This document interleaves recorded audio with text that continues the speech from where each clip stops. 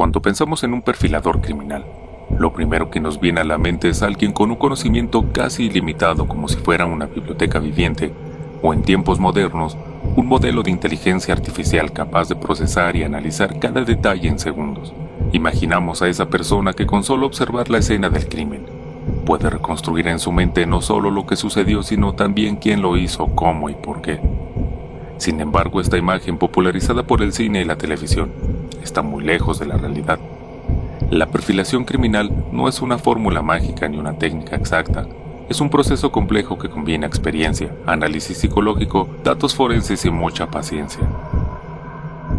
En este video te voy a explicar cómo funciona realmente la perfilación criminal, sus orígenes y además mencionaré algunos casos en los que esta técnica fue determinante para atrapar a un criminal, pero también otros en los que no logró dar en el blanco y terminó siendo un callejón sin salida. Antes de continuar, te quiero invitar a que te suscribas a este canal en el que hablamos del crimen de forma diferente. No solo contamos el cómo, sino el por qué, utilizando a la psicología y a la criminología como herramientas para construir este canal.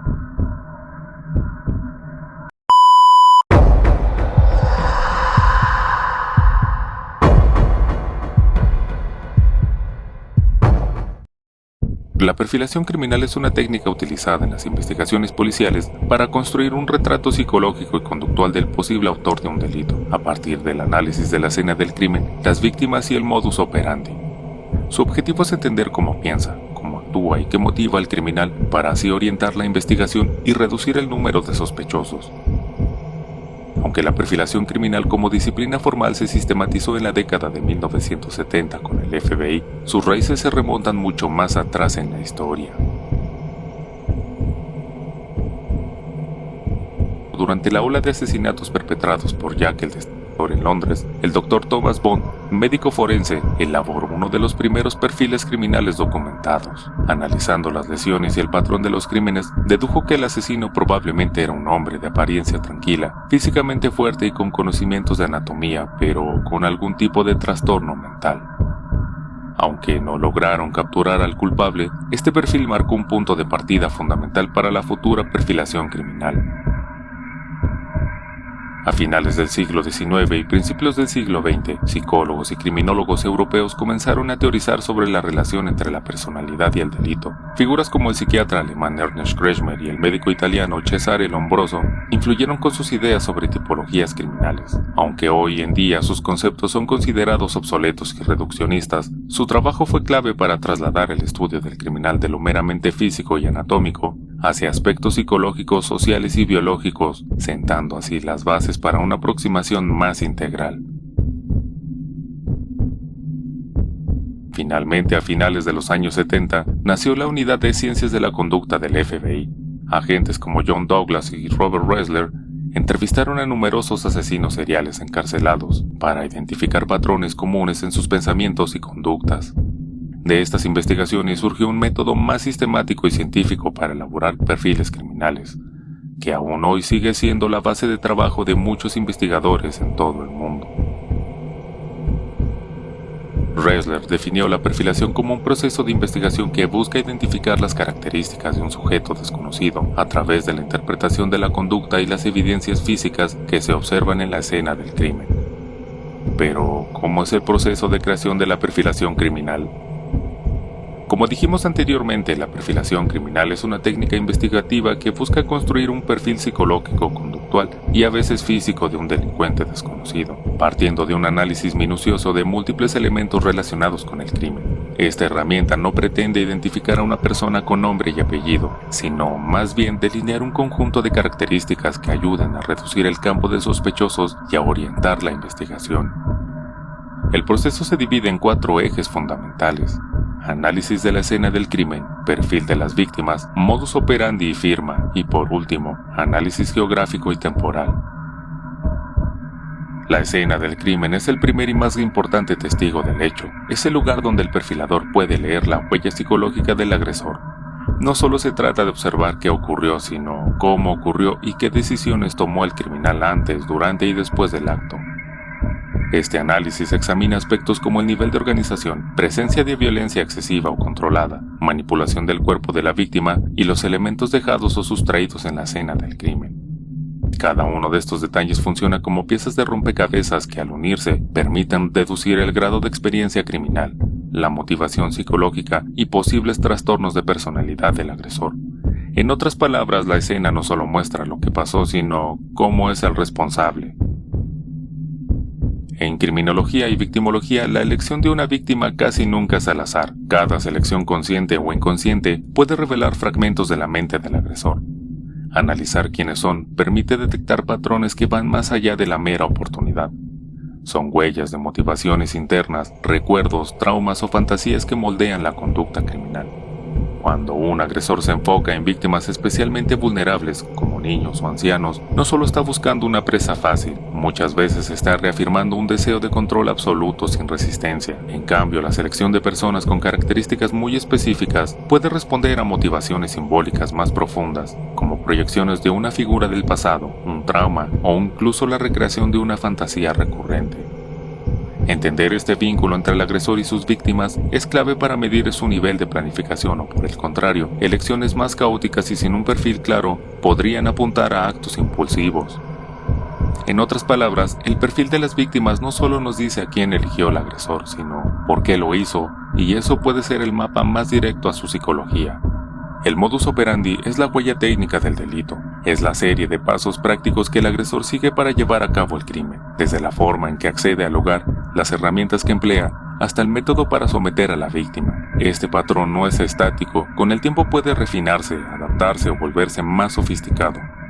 Un criminal que repite, aprende y perfecciona, lo hace con el objetivo de reducir riesgos y aumentar la eficacia de su acto. La firma, en cambio, es la parte íntima y profundamente perturbadora del crimen. No responde a la necesidad de cometerlo, sino a la necesidad de expresarse a través de él. Puede ser un gesto ritual, un símbolo o una posición particular del cuerpo, y esto puede ser una ventana al mundo interno del agresor. A diferencia del modus operandi, la firma rara vez cambia porque es para satisfacer una compulsión emocional o psicológica, y es precisamente esta característica la que puede unir crímenes aparentemente inconexos, o por el contrario, descartar vínculos entre ellos. Uno de los pilares de la perfilación criminal es entender no solo quién es el agresor, sino dónde y cuándo actúa. Los lugares en los que comete sus crímenes, así como la frecuencia con la que lo hace, no son productos del azar. Cada delincuente tiene lo que se conoce como un área de confort, ya sea porque conoce bien la zona, porque ha vivido allí o porque sus rutinas lo llevan con frecuencia a ese lugar. Del mismo modo, existen zonas de riesgo para él, áreas que evita porque aumentan las probabilidades de ser visto, reconocido o detenido. Analizar estos patrones geográficos permite a los investigadores acotar el radio de búsqueda e incluso predecir posibles lugares de futuros ataques. Pero la geografía no lo es todo. El factor temporal es igual de revelador. Observar en qué días y horarios se producen los crímenes puede sugerir mucho sobre la vida del agresor. Si sus ataques ocurren con gran regularidad, podría tratarse de alguien impulsivo o con un patrón compulsivo. En cambio, si entre un crimen y otro pasa mucho tiempo, podría indicar a un agresor más calculador que planifica con cuidado y espera el momento perfecto para atacar. Al combinar la información geográfica, temporal y conductual, el perfilador no dibuja un retrato físico, sino psicológico. Se buscan pistas sobre su personalidad, como impulsividad, poca tolerancia a la frustración, o si controla sus emociones y presenta rasgos psicopáticos o narcisistas. También se infieren aspectos prácticos como su posible ocupación, nivel educativo o habilidades técnicas deducidos tanto a la complejidad del crimen como a los recursos utilizados. El estado mental es otro punto clave, desde la presencia de trastornos hasta comportamientos obsesivos que dejan huella en la escena. Pero aunque esta técnica cubra muchos aspectos de la personalidad del criminal, es crucial entender que la perfilación criminal no es una prueba concluyente para identificar a una persona con certeza. Su función es más bien la de una brújula que orienta a los investigadores para optimizar recursos, enfocando la búsqueda hacia sospechosos con mayores probabilidades de encajar en ese perfil, sin dejar de lado otras líneas de investigación. Durante más de 16 años, Nueva York vivió bajo una paranoia de un atacante desconocido. Entre 1940 y 1956 estallaron más de 30 bombas en cines, estaciones y edificios públicos. Aunque la mayoría no causaban muertes masivas, sí generaban un clima de terror constante.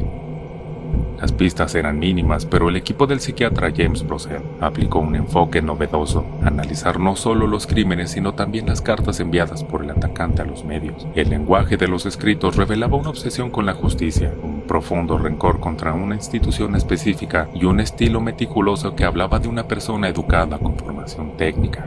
El perfil final describía a un hombre de mediana edad, solitario, con algún rencor hacia la empresa eléctrica de la ciudad. Además, Brosel se atrevió a señalar un detalle muy particular. Cuando lo arrestaran, probablemente estaría usando un saco cruzado abotonado. Y curiosamente así fue. George Metesky, un antiguo trabajador de Consolidated Edison, que había quedado discapacitado tras un accidente laboral, fue detenido en 1957 en su casa en Waterbury, Connecticut. La investigación mostró que muchas de las deducciones del perfil se habían basado en patrones lingüísticos, en la elección de los objetivos y en la constancia obsesiva de los ataques, más que en una especie de intuición mágica. En la década de 1970, Estados Unidos enfrentaba una nueva amenaza: asesinos seriales que cruzaban estados y evitaban ser capturados gracias a la falta de coordinación policial. Ted Bundy fue uno de los más notorios. Bundy, quien había estudiado psicología y recientemente estudiante de derecho, utilizó su carisma de forma siniestra. Secuestró y asesinó a decenas de mujeres jóvenes en distintos estados. Durante años logró evadir a la justicia, en parte porque su imagen normal y encantadora no coincidían con la idea que la sociedad tenía de un asesino serial. Aquí la perfilación fue clave, no tanto para señalar a Bundy de inmediato, sino para comprender un nuevo tipo de criminal: integrado, funcional y con una capacidad de manipular a las víctimas sin recurrir a la violencia inmediata. El análisis de los investigadores ayudó a establecer que se trataba de un hombre con doble vida, capaz de ocultar sus crímenes tras una fachada de normalidad. El caso de Bundy llevó al FBI a sistematizar la información sobre asesinos seriales, creando bases de datos que luego formarían parte del programa de perfilación criminal en Quantico. Su captura y posterior condena mostraron cómo la combinación de investigación tradicional y análisis psicológico podía dar resultados concretos, aunque no sin errores en el camino. Entre 1979 y 1981, Atlanta fue escenario de una serie de asesinatos de niños y adolescentes afroamericanos que sembraron pánico en la comunidad. Más de 25 víctimas fueron registradas en un periodo de 2 años. El FBI participó en la investigación con técnicas de perfilación criminal, señalando que el agresor probablemente sería un hombre afroamericano joven, con capacidad para ganarse la confianza de menores y con la movilidad suficiente para trasladar cuerpos a distintos lugares. Esto se basaba en un análisis del contexto social. En barrios predominantemente negros, un hombre blanco habría llamado demasiado la atención. En 1981, Wayne Williams, un joven de 23 años con aspiraciones de convertirse en productor musical, fue detenido después de ser visto cerca de un puente que cruzaba un río en donde se habían encontrado algunos cuerpos. En su coche se hallaron fibras que coincidían con las de varias víctimas. Sin embargo, aunque fue condenado por 2 asesinatos, las autoridades le atribuyeron indirectamente la mayoría de los casos, pero la controversia vino después. Varios de los perfiles iniciales no encajaban con su personalidad ni con su estilo de vida. Además, algunas pruebas fueron consideradas circunstanciales, y hasta hoy hay dudas sobre si todos los crímenes fueron obra de una sola persona. Este caso mostró cómo la perfilación puede orientar una investigación, pero también cómo puede reforzar sesgos y generar debates sobre su fiabilidad.